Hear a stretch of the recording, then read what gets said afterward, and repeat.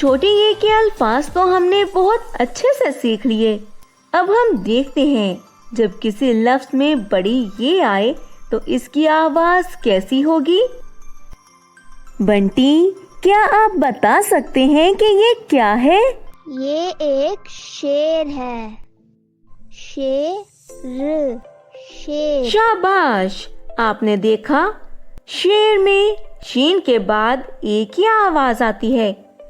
जब किसी लफ्ज में ये की आवाज ए आए तो इसके जोड़ में बड़ी ये आएगी, जैसे शेर, शेर। शेर। शेर।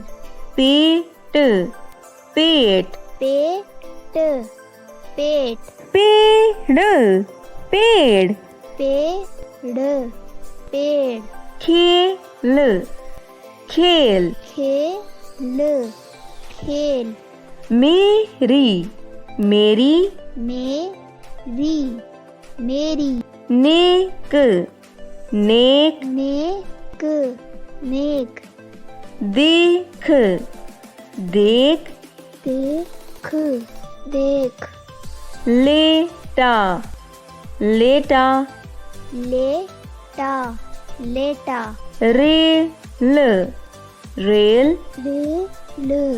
रेल। जेब, जेब।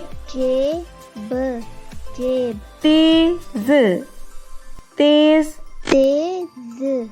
तेज। मेरा, मेरा। मेरा। मेरा। मेरे, मेरे। मेरे। मेरे। खेत, खेत। खेत। खेत।